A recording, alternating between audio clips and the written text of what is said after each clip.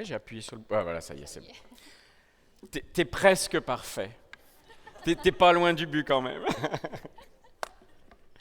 Voilà, c'est notre joie de revenir en fait, parce que je ne sais pas si certains se souviennent, si je suis sûr certains se souviennent, en fait on est déjà venu ici, ça fait 4 ou 5 ans de cela, oui. C'était un autre pasteur, un autre couple pastoral, mais il n'y avait pas tous ces changements au niveau du son, mais vous étiez déjà là et c'était déjà une très belle assemblée. Donc on est très content de revenir.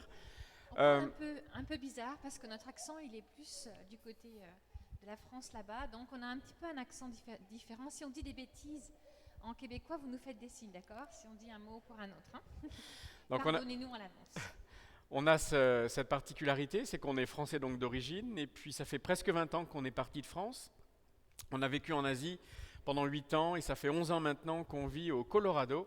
Donc on a failli ne pas venir parce qu'on avait des tempêtes de neige. Vous voyez ce que c'est une tempête de neige ici ça, vous avez une vague idée? Non. Voilà, on avait un blizzard qui nous a empêchés de décoller et puis finalement on a réussi à décoller, etc. Et on repart demain. Mais c'est vraiment un privilège et on remercie Claude, on remercie son épouse, on remercie aussi Mathieu évidemment et Vanessa pour l'invitation qu'ils ont fait et la confiance aussi qu'ils nous ont donnée pour partager la parole de Dieu ce matin avec vous. J'ai fait un rêve. On va vous emmener rêver avec nous. Est-ce que vous rêvez encore? On voudrait réactiver les rêves que Dieu a mis sur votre cœur. Alors, une chose qu'on va vous dire aussi, on fait partie d'une église, c'est très bizarre, on vit un peu bizarrement, mais on fait partie d'une église qui est sur Paris aussi. Alors, on vit au Colorado, mais on a aussi une église sur Paris dans laquelle on travaille vraiment activement, et cette église s'appelle MLK. Et MLK, vous connaissez ses initiales, ce sont celles de Martin Luther King. C'est une église qui est très multiethnique, il y a toutes les couleurs de l'arc-en-ciel ou presque sur les visages et plein de cultures différentes. Et vous avez tous entendu parler, ou peut-être les plus jeunes un peu moins, mais de qui était MLK. C'est un pasteur noir américain qui a malheureusement terminé sa vie d'une mauvaise manière. Non pas qu'il ait fait quelque chose de mal, mais il a été tué pour ses convictions. Et un jour, par contre, il a dit quelque chose qui était extrêmement important. Il l'a dit devant une foule immense et ça a été pris à la télévision qui commençait à l'époque. Il a dit en fait qu'il avait un rêve. Et qu'il avait fait un rêve. Qu'il avait fait un rêve pour sa nation.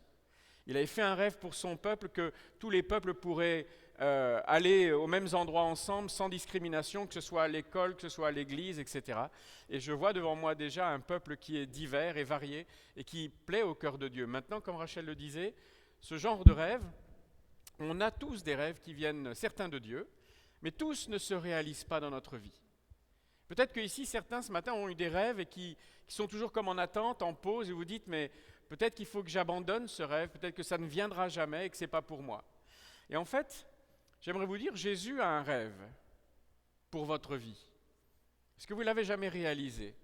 Quel que soit votre âge, même si vous avez passé les 80 printemps, Jésus a un rêve. Si vous êtes devant nous ce matin, c'est que ce rêve n'est pas terminé parce que vous êtes encore en vie.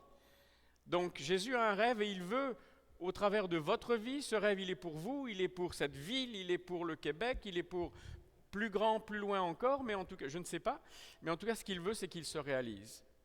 Alors on va lire ensemble un texte que l'on trouve dans l'évangile de Marc au chapitre 6, à partir du verset 33, et c'est un texte qui a cette particularité, il est très connu, vous allez voir. Hein. On va l'aborder sous un angle un petit peu différent, et c'est un des seuls événements que l'on retrouve en fait dans les 4 évangiles à la fois. Si vous n'avez pas une Bible avec vous, vous pouvez simplement écouter, c'est donc dans Marc, chapitre 6, les versets 33 à 44, et je vais vous les lire dans la version second 21. Voilà ce qu'il est écrit. Beaucoup de gens les virent s'en aller, c'était Jésus et les apôtres, et le reconnurent, ils reconnurent Jésus. Et de toutes les villes, on accourut à pied et on les devança à l'endroit où ils se rendaient. Quand il sortit de la barque, Jésus vit une grande foule et fut rempli de compassion pour eux, parce qu'ils étaient comme des brebis qui n'ont pas de berger. Et il se mit à leur enseigner beaucoup de choses. Comme l'heure était déjà bien tardive, ses disciples s'approchèrent de lui et dirent « Cet endroit est désert, il est déjà tard. Renvoie-les afin qu'ils aillent dans les campagnes et dans les villages des environs pour s'acheter du pain, car ils n'ont rien à manger. » Jésus leur répondit « Donnez-leur vous-même à manger. » Mais ils lui dirent « Faut-il aller acheter des pains pour 200 pièces d'argent et leur donner à manger ?» Il leur dit, « Combien de pains avez-vous ? Allez voir. » Ils s'en assurèrent et répondirent, « 5 et 2 poissons. » Alors il leur ordonna de les faire tous asseoir par groupes sur l'herbe verte. Ils s'assirent par rangées de 100 et de 50. Il prit les 5 pains et les 2 poissons, leva les yeux vers le ciel et prononça la prière de bénédiction. Puis il rompit les pains et les donna aux disciples afin qu'ils les distribuent à la foule. Il partagea aussi les 2 poissons entre tous. Et c'est là que ça devient vraiment fascinant. Tous mangèrent et furent rassasiés. Et l'on emporta 12 paniers pleins de morceaux de pain et de ce qui restait des poissons. Et ceux qui avaient mangé les pains étaient au nombre de 5000 hommes. Amen. 5000 hommes, et vous pouvez multiplier par le nombre de femmes, le nombre d'enfants aussi.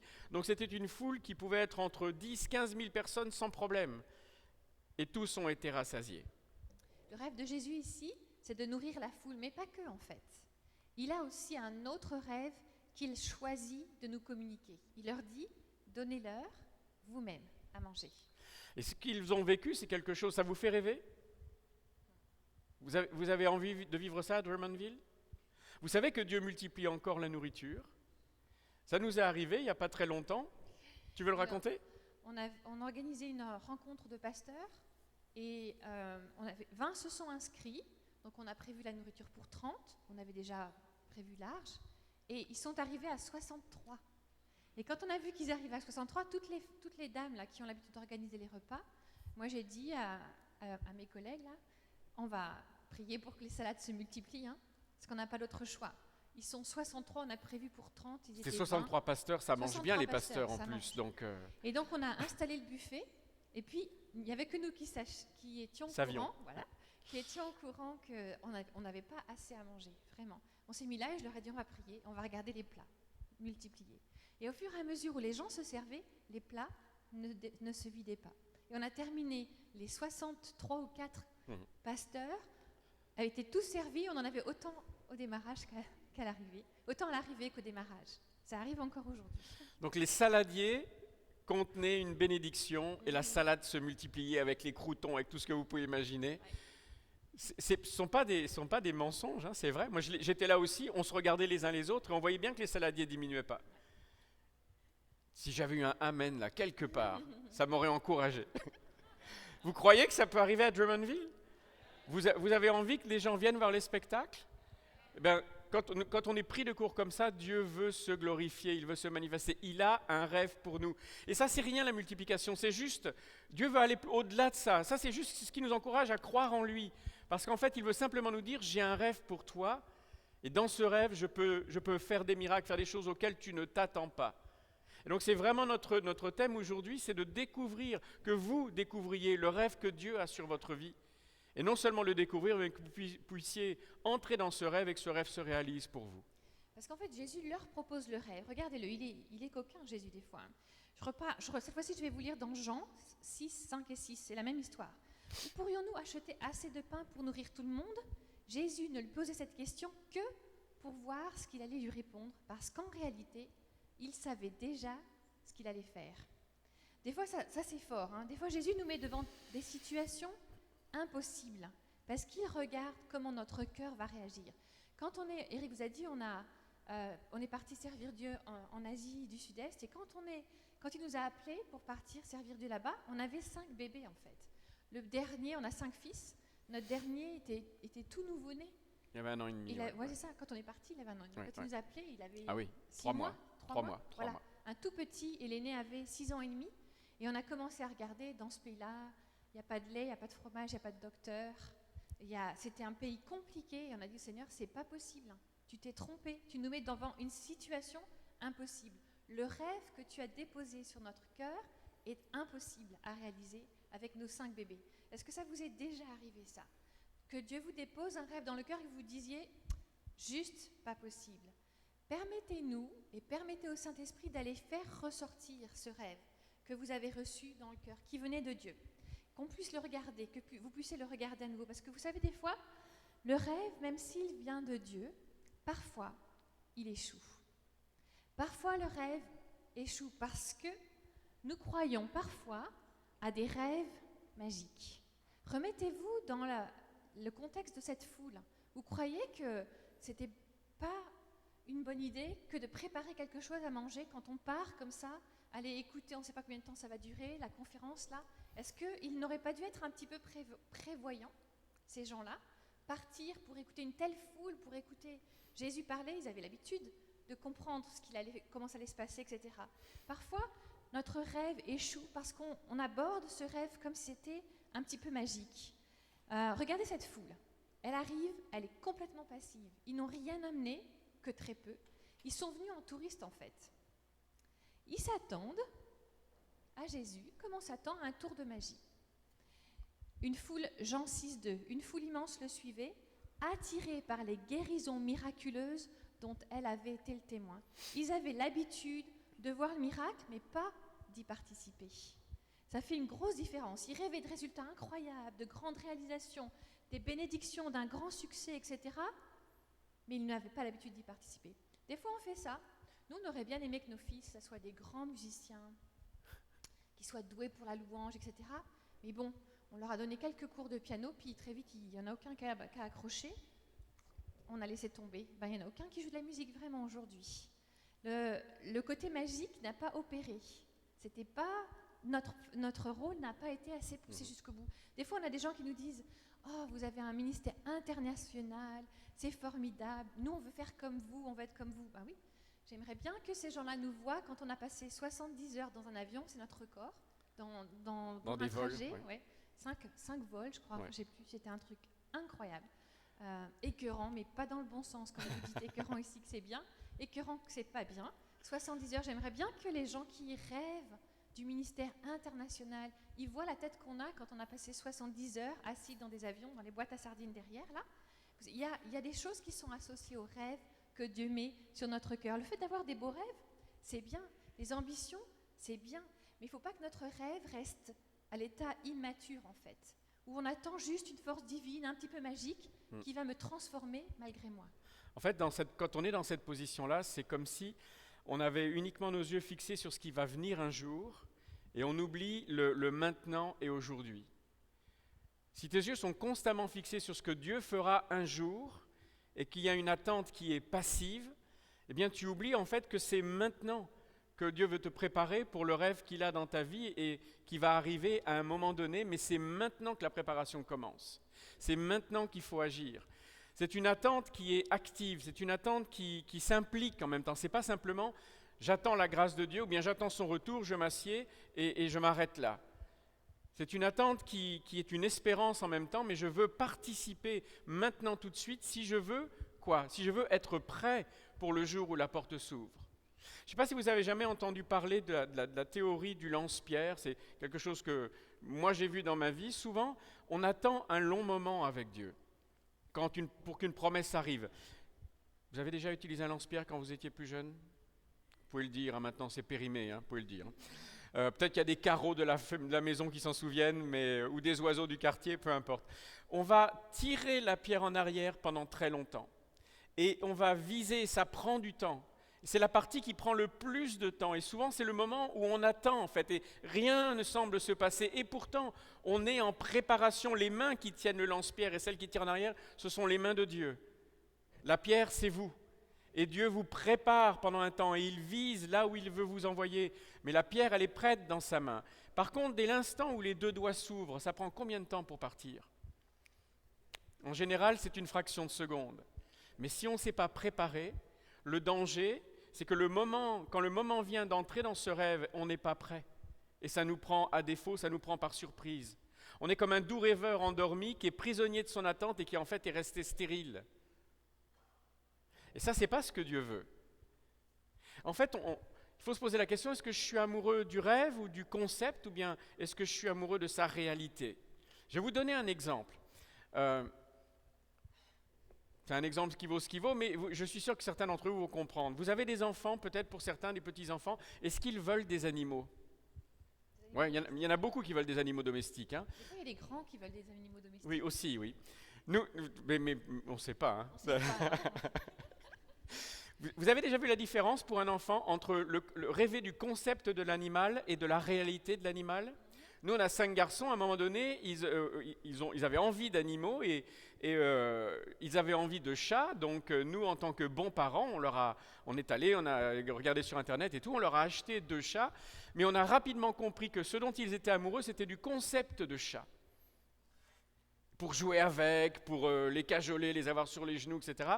Mais qu'ils n'étaient pas amoureux de la réalité du chat, à savoir les litières à changer toutes les semaines, les crottes qui ne sont pas toujours au bon endroit, les griffes qui abîment vos rideaux à plusieurs reprises ou les coins du canapé, etc. Vous voyez ce que je veux dire par rapport à ça? Ils étaient amoureux du concept, mais pas de ce qui va avec et du boulot qui suit. On a un autre fils qui a voulu élever les serpents un jour. Ouais. Oui, on a 5 fils, qu'est-ce que vous voulez? Alors par contre, nous on avait appris la leçon. On lui a dit, tu es amoureux du concept de serpent? Pas de problème. Mais tu vas t'en occuper de A à Z. Savoir que c'est toi qui vas acheter tout ce qui va avec, c'est toi qui vas changer les litières, je ne sais pas ce qu'il faut changer avec le serpent. Et en fait, il l'a fait, il a vu qu'en fait, c'était beaucoup de travail.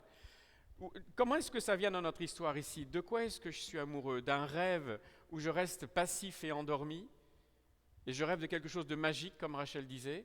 Ou bien j'ai un rêve, mais en même temps, je veux aussi épouser la réalité de ce rêve et me préparer en conséquence pour que le jour où le rêve débarque dans ma vie et que le temps que Dieu a fixé va arriver, je suis prêt. Je n'ai pas été passif, je me suis préparé à ça. Comme tu disais, si on rêve que nos enfants jouent de la musique, il faut leur donner des leçons quelque part. De quoi est-ce que nous sommes amoureux? Donc on a le rêve, le rêveur endormi échoue. Mais on a aussi le rêveur-faiseur qui, lui, exclut la foi et qui choisit d'être juste, seulement réaliste. Vous savez, Jésus va proposer son rêve, il va le partager. Je retourne dans Jean 6, 5 et 7. Jésus regarda autour de lui et vit une foule nombreuse venir à lui. Alors il demanda à Philippe, où pourrions-nous acheter assez de pain pour nourrir tout ce monde? Il partage son rêve et quand il partage son rêve, il reçoit de l'opposition. Ça vous est déjà arrivé, vous, de partager votre rêve et de recevoir de l'opposition qui nous fait dire « ce n'est pas possible, on ne va pas y arriver ». Quand on a commencé à partager notre rêve il y a 12-13 ans, de venir en aide aux pasteurs, aux missionnaires, etc., on nous a dit « mais ça n'existe pas ça, c'est pas possible, vous ne pouvez pas le faire ». Nous recevons un rêve de Dieu, je le mets devant d'autres en disant est-ce qu'on peut prier ensemble, est-ce qu'on peut regarder comment y arriver ensemble? C'est pas possible. On devient réaliste, on exclut la foi, on se met à compter. C'est pas le bon timing. Avoir un enfant, c'est pas le bon moment. Il faut que je termine ci, que je termine ça. Servir Dieu, non, c'est pas possible parce que il y a tant de choses à faire avant que je suis pas assez qualifiée. Ou alors j'ai pas assez d'argent. Ou alors non, ça j'attendrai, ça sera plus tard, quelqu'un d'autre, etc. C'est pas le bon moment, c'est logique ce que je suis en train de dire. C'est réaliste, mais j'exclus la dimension de la foi. Quand on répond Philippe répond, rien que pour donner à chacun un petit morceau de pain, il faudrait au moins 200 pièces d'argent. Il a raison. Tout ça, c'est logique, c'est réaliste. On n'a pas d'argent, Jésus. C'est juste pas possible. Je vous promets que Claude n'a aucune idée de ce qu'on allait prêcher ce matin. Donc, par rapport à ce qu'il disait tout à l'heure, il n'y a aucune connexion qui avait été préparée avant de quoi que ce soit. Mais simplement, c'est marrant de voir combien les apôtres ont exactement les mêmes raisonnements que nous, on peut avoir. À un moment donné, donc, comme Rachel dit, ils disent à Jésus, mais en fait, au fait, Jésus, t'es pas tellement réaliste, quoi. En gros, toi, tu prêches et tout, t'es dans le truc, mais tu t'es pas rendu compte. Ils vont lui dire, mais l'endroit est désert. Et là, ils vont sortir avec un truc génial, ils ont un plan. Bien bon plan. Ils vont dire, ok, toi, tu prêchais, tu t'es pas rendu compte, l'endroit est désert, en fait, renvoie-les dans les hameaux et dans les villages.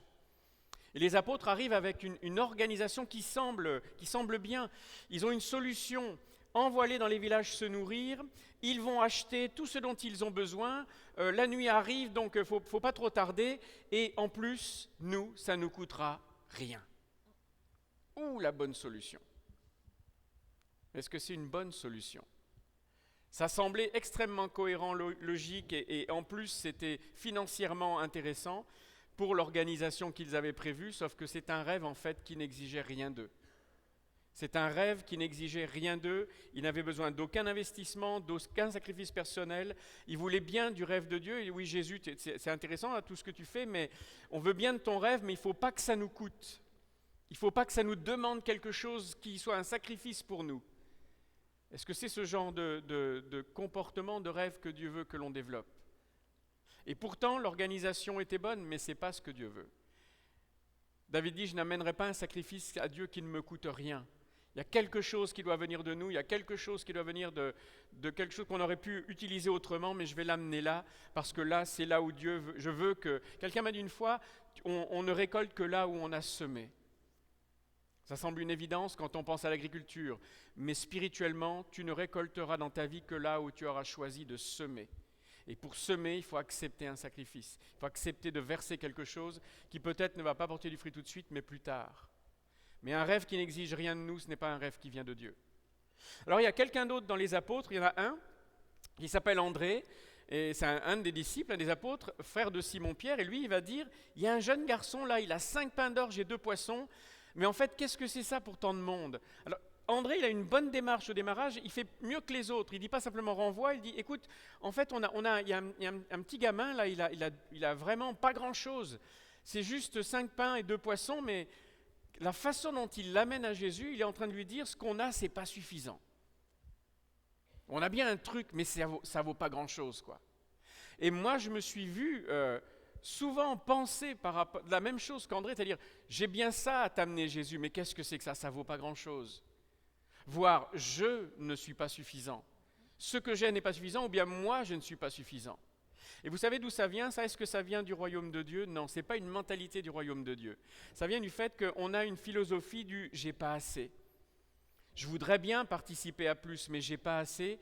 Et en fait, c'est une philosophie de pauvreté. On ne peut pas, on n'est pas suffisant, je n'y arriverai pas, nous ne pourrons pas.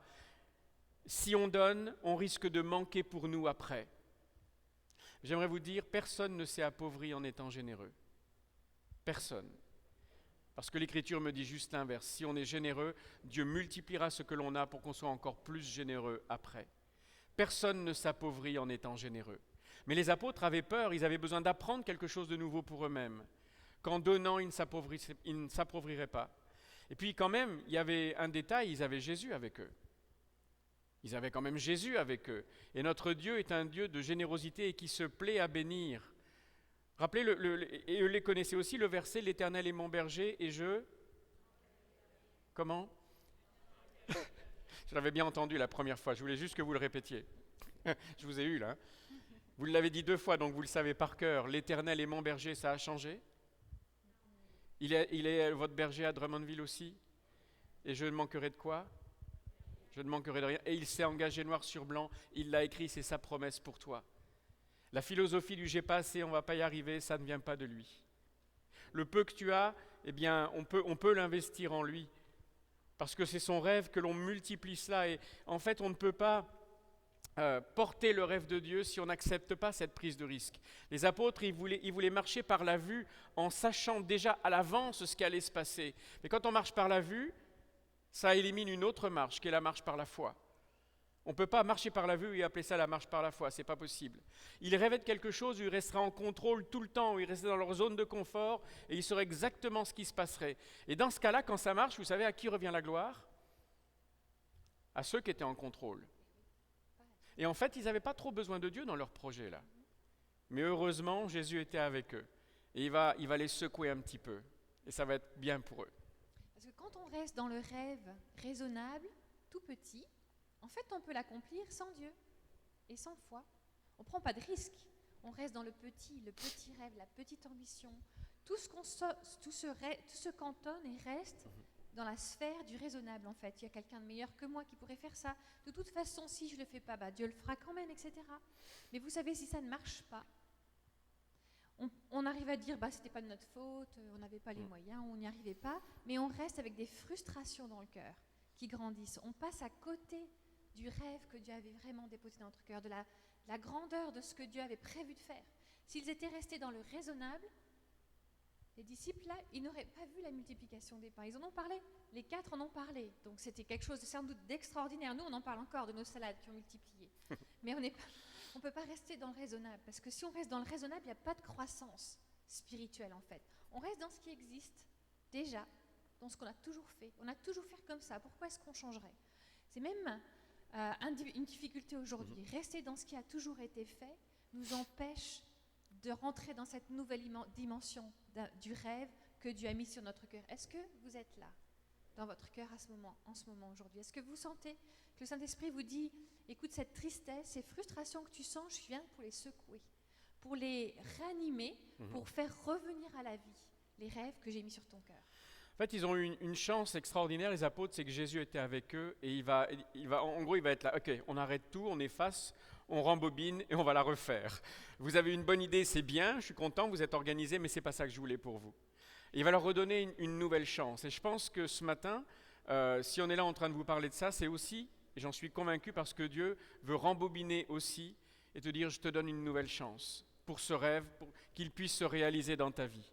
Est-ce que vous êtes prêts à le laisser rembobiner certaines choses et revenir au point où là peut-être vous vous en êtes arrêté et dire ce rêve, je voudrais qu'il se réalise avec toi. Parce que Jésus est avec nous ici ce matin de la même manière qu'il était avec ses apôtres et il n'y a rien qui a changé. Et en fait, maintenant, on va regarder les rêves qui réussissent parce qu'en fait, c'est ceux-là qui nous intéressent le plus. Et la première chose, c'est que ce sont des rêves qui incluent la dimension miraculeuse. Le miracle, ce n'est pas simplement une roue de secours. Quelqu'un prêchait il y a longtemps de ça déjà.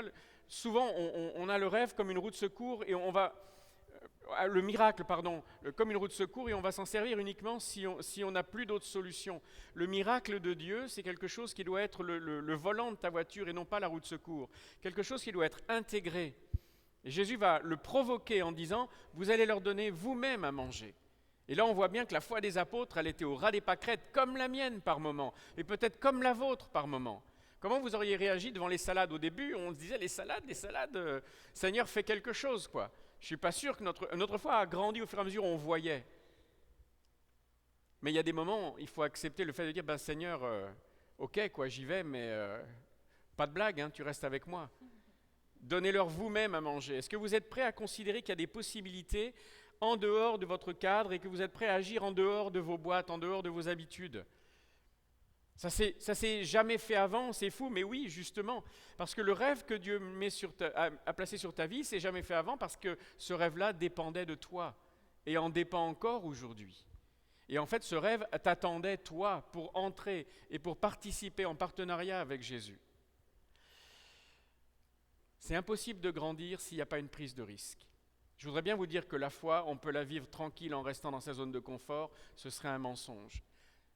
C'est impossible de grandir dans la foi si vous n'acceptez pas de sortir de votre zone de confort et de prendre des risques. Parce que ça, ce sont des choses que Dieu nous demande. Le fait que vous soyez en vie, il y a au moins 3 personnes qui ont pris un risque. Vos parents, ils ont pris le risque de vous donner la vie. Et puis si vous êtes là, quelque chose me dit que Dieu aussi a pris un risque avec vous. Parce qu'il a cru en vous, il a tout donné pour que ça marche dans votre vie, il s'est offert lui-même pour que vous soyez sauvés et que vous marchiez selon ses recommandations et selon les règles de son royaume. Ça veut dire qu'il y a au moins 3 personnes qui ont pris un risque. Et nous, on pense qu'on pourrait le faire sans avoir cette prise de risque. La vie ne vient pas sans prise de risque. Le miracle non plus, et le rêve ne peut pas se réaliser sans cela.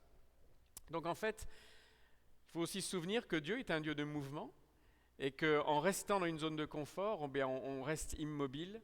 Dieu est un Dieu de mouvement parce que le monde est constamment en mouvement. Ceux qui sont nés ici, je ne sais pas s'il y en a qui sont nés à Drummondville? Bon, il n'y en a pas, quand même quelques-uns. La ville a grandi ces dernières années? La ville a changé? Cette église, c'était vous qui vous y réunissiez avant, il y a 20 ans? Non? Les choses changent, elles sont constamment en mouvement. Et notre Dieu est en mouvement. Et pour cela, il faut qu'on puisse le suivre. Qu'on ne reste pas dans ce qu'on a l'habitude de faire, comme Rachel disait, mais qu'on soit prêt à le suivre dans ses rêves. Parce que ses rêves vont nous emmener à bouger aussi. En fait, pour qu'on puisse vivre tout ce que l'on est en train de vous décrire, le rêve miraculeux, cette dimension du rêve qui réussit, il va falloir qu'on change, que notre intelligence soit renouvelée, pour que l'on puisse penser différemment. Bien sûr, je vais vous lire Romains 12:2, vous connaissez ce verset. Ne vous conformez pas au siècle présent, mais soyez renouvelés dans votre intelligence, afin que vous discerniez quelle est la volonté de Dieu, ce qui est bon, agréable et parfait. C'est indispensable. Pourquoi? Parce qu'en fait, le rêve, ça va être compliqué. On ne vous apporte pas toujours des bonnes nouvelles. Hein. On ne va pas vous dire ça va être facile. Ça ne va pas être simple. Pour que le miraculeux rentre en ligne de compte, il faut sortir de sa zone de confort. Il faut faire face à des impossibilités. Ça, c'est une de nos règles. Quand on est devant quelque chose que Dieu met sur notre cœur et que c'est impossible, on dit c'est parfait. Les conditions sont réunies. Seigneur, si ça vient de toi, tu vas agir. Quand nos enfants étaient plus petits, on a fait l'école à la maison, puisqu'on habitait au fin fond de la jungle. Donc, j'ai fait l'école à la maison de nos 5 fils jusqu'à l'université. Je ne sais pas si vous vous rendez compte. Et je ne suis pas un prof, et j'aime pas ça. C'est un vrai miracle. Mais à un moment donné, nos fils, qui français d'origine, donc, nous ont dit on veut parler anglais, parce qu'on vivait avec des Américains, etc., et qu'ils se sentaient très isolés de ne pas pouvoir parler anglais. S'il y a des... Non, les enfants sont partis. Sinon, je leur aurais dit, apprenez l'anglais, les enfants. Vous avez de la chance d'être canadien, vous pouvez parler les 2 langues. Mais ils nous ont dit, nos enfants veulent parler anglais. On a dit, OK, alors il faut commencer à prier pour qu'on ait un prof ou une prof qui vienne vous enseigner l'anglais, hein, parce que c'était pas moi qui allais pouvoir leur enseigner l'anglais. Et ils ont dit, d'accord, on va prier pour ça. Ils ont prié, ils ont demandé 5 choses impossibles. Ils ont demandé au Seigneur que ça soit un ou une prof anglophone de naissance, d'origine, qui fasse du sport, qui fasse du théâtre, de la musique et de l'art. Et nous, on s'est dit, oh là là. Et dans le sport, ils ont précisé le rugby. Du rugby, parce ça. que dans la famille, on joue au rugby. Du rugby. Et donc, ils ont prié pour ces 5 choses, et on disait, Seigneur, comment tu vas faire? C'est impossible qu'on trouve quelqu'un qui va accepter de venir faire l'école à 5 garçons au fin fond de la jungle pour, évidemment, un tout petit salaire. Hein. Et bien, vous savez quoi? Quelqu'un m'a donné le numéro d'une personne, je l'appelle, cette dame-là. C'était une Canadienne de Vancouver?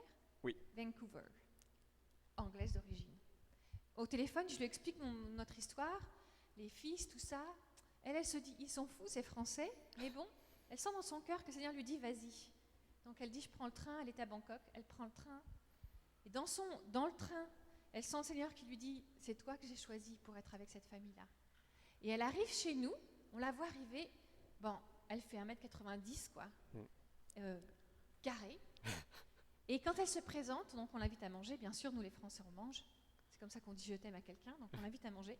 Et en se présentant, elle nous dit, écoutez, je suis canadienne de Vancouver, j'aime énormément faire du sport.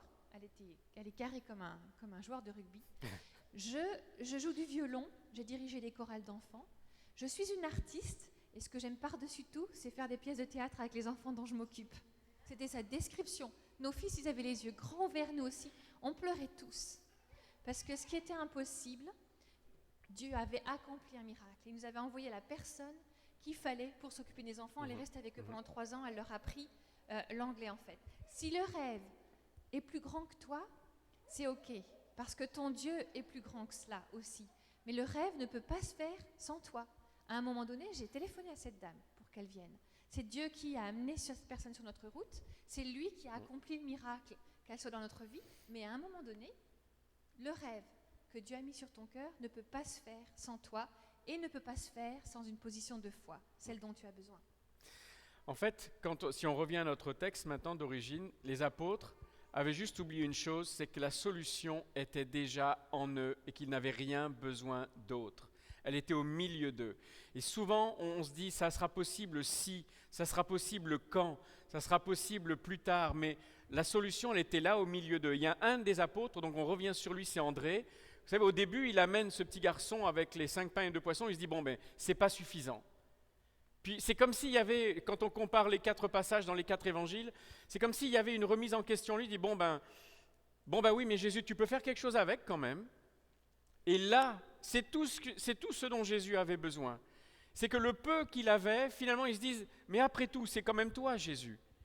Le peu que tu as, qui te semble sans aucun intérêt, toutes les limitations que tu peux voir en toi, c'est pas grand-chose. Tu es trop âgé, ou bien pas assez, ou bien tu es pas assez diplômé, ou trop, ou je ne sais pas.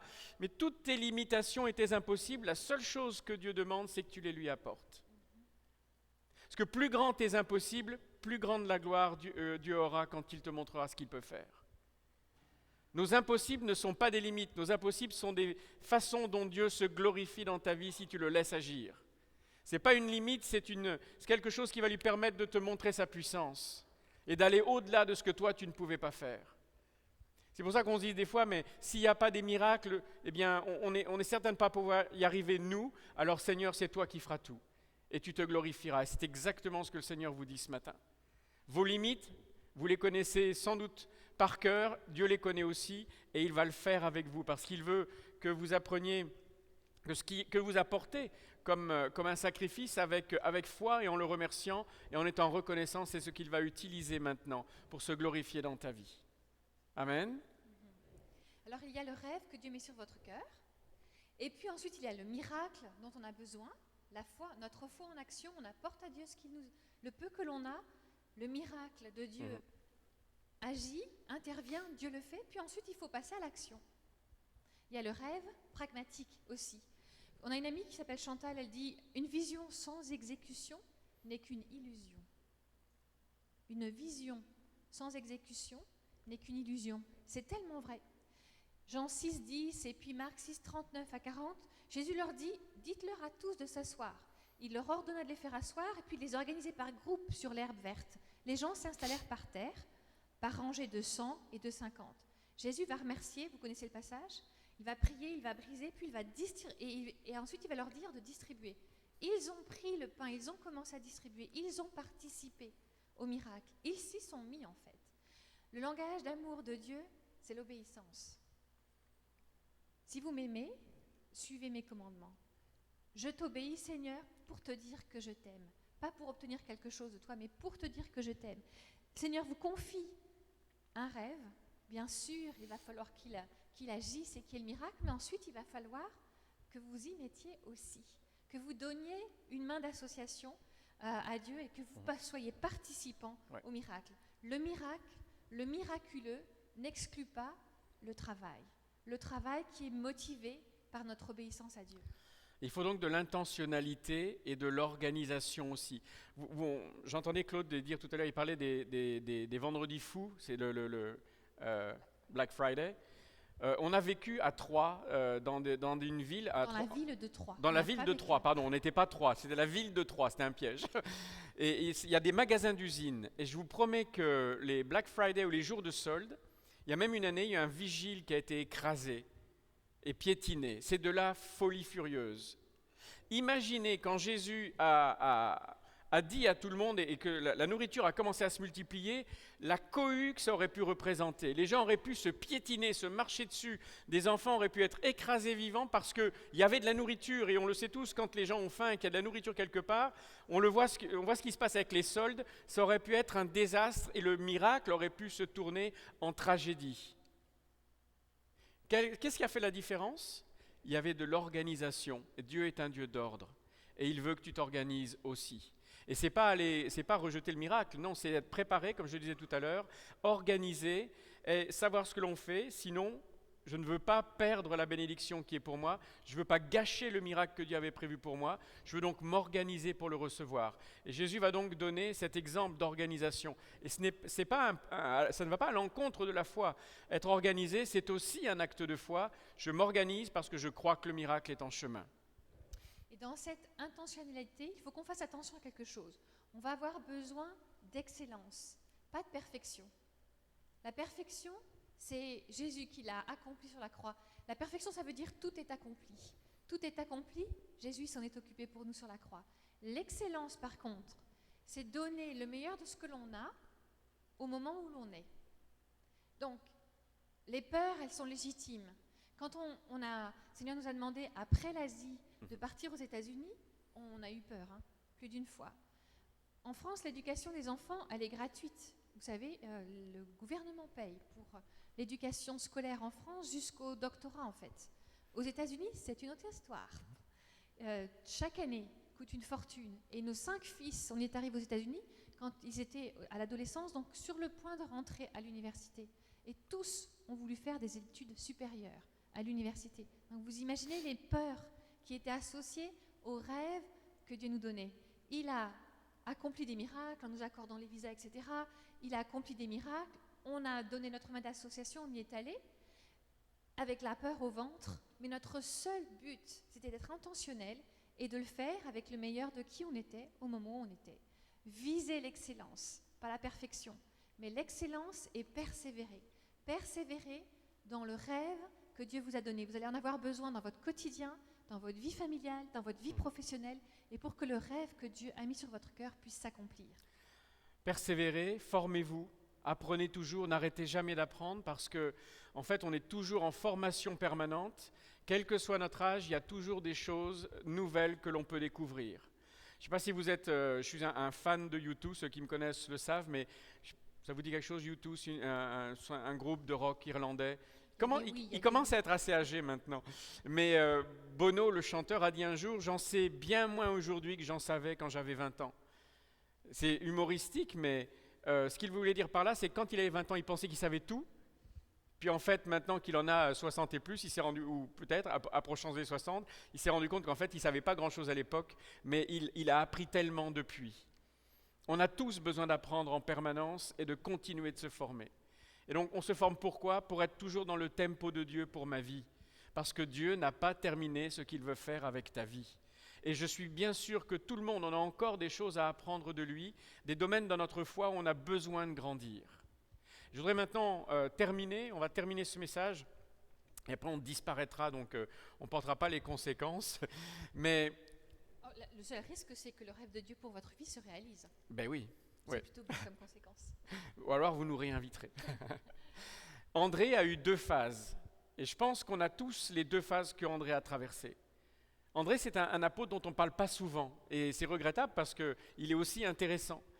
Et ces 2 phases étaient les suivantes. Ce que j'ai, c'est pas suffisant. Et donc, on ne peut pas vivre le rêve, là, Jésus, que tu nous proposes. Il y en a certains d'entre vous qui en sont là ou qui l'ont été très longtemps. Moi, je m'y suis souvent retrouvé dans cette première phase. Non, c'est pas possible. Non, c'est pas suffisant. Non, j'y arriverai pas. Et en fait, quand on est dans cette phase-là, on regarde à soi-même et on oublie juste de regarder à celui qui nous appelle. J'aimerais vous challenger.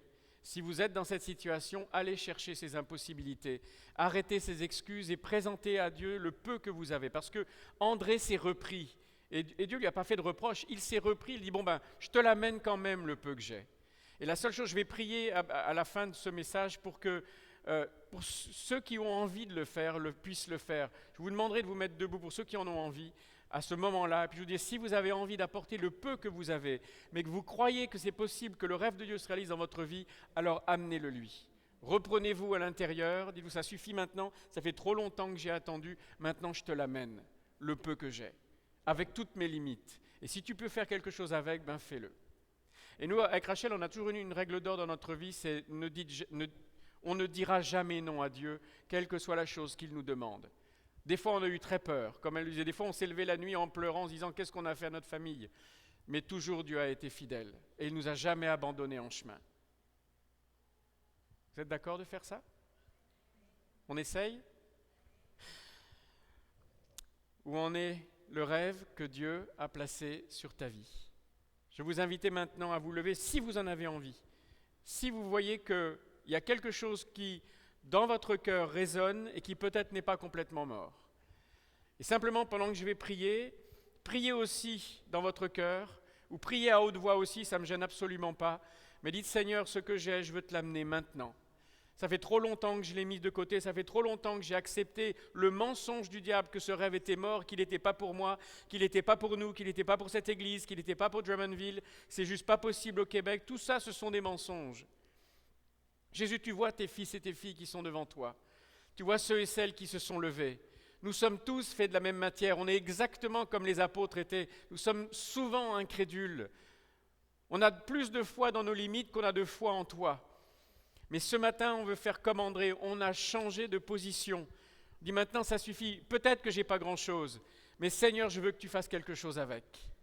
Tu vois ces vies qui te sont présentées comme des offrandes, tu vois ces sacrifices qui te sont présentés avec un cœur honnête, un cœur droit, un cœur vrai.